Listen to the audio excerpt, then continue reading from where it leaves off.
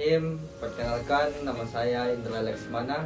Saya Muhammad Fadlia Sofi. Saya Lira Firdayanti. Baik, di sini kami akan menjelaskan suatu materi atau suatu yang membahas tentang Islam diskursif menurut Al-Lasad. Adapun pembahasan pertama dijelaskan oleh saudari Lira Firdayanti. Saya persilahkan. Terima kasih kepada saudara Indra Leksmana yang telah memberikan saya waktu untuk menjelaskan apa sih yang dimaksud dengan tradisi diskursif. Jadi Talal Asad membawa pemikirannya sendiri yang tentang konsep tradisi ke dalam antropologi Islam dalam berbagai karyanya yang dimulai dengan gagasan tentang antropologi Islam. Jadi itu terjadi pada tahun 1986. Ia melihat fungsi dasar tradisi sebagai pembentukan ortodoks dan ortopraksis dalam konsep historis dan memiliki material tertentu. Jadi sebuah tradisi pada dasarnya terdiri dari wacana-wacana yang berusaha menginstruksikan para praktisi mengenai bentuk dan tujuan yang benar dari sebuah praktik tertentu yang justru karena sudah mapan memiliki sejarah.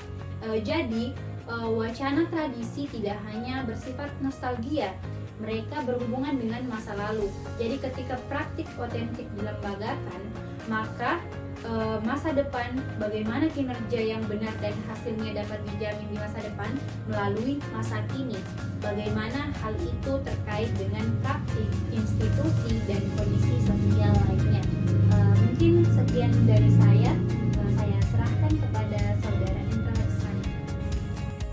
Baik, adapun penjelasan secara lanjutnya atau secara luasnya mengenai Islam diskursif itu apa akan dijelaskan oleh saudara Fadli. Saya persilahkan. Baik, terima kasih kepada saudara Indra.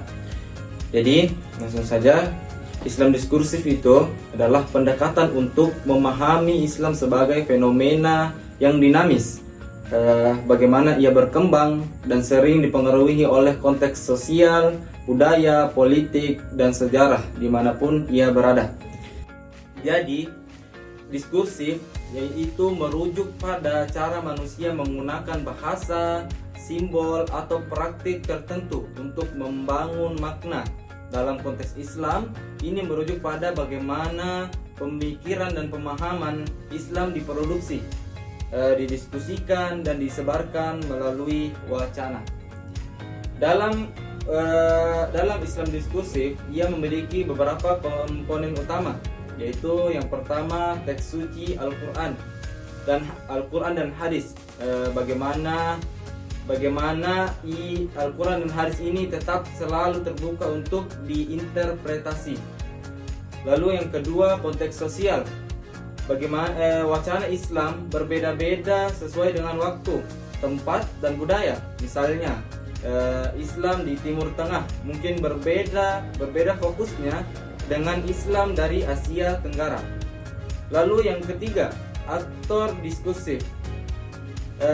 Individu seperti ulama, intelektual muslim, atau aktivis memainkan peran penting dalam menciptakan wacana Islam. Lalu yang keempat, interaksi dengan wacana lain.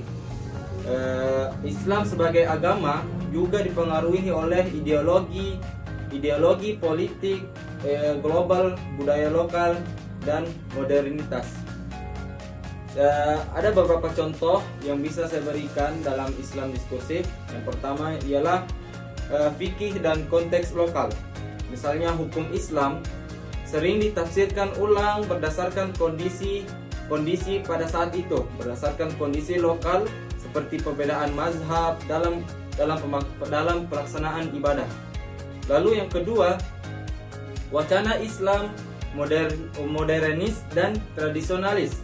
Perbedaan antara kelompok yang ingin memperbarui Islam agar relevan dengan zaman modern dan kelompok yang ingin menjaga nilai-nilai tradisional.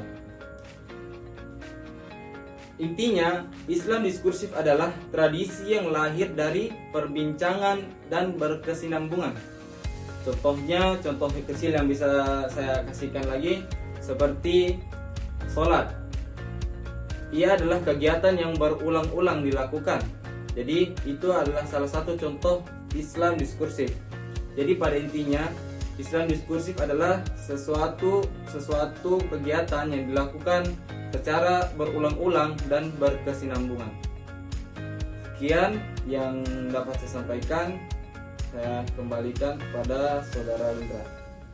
Baik, itulah penjelasan suatu materi di mana kami membahas Islam diskursif, pemikiran oleh Talal Asad.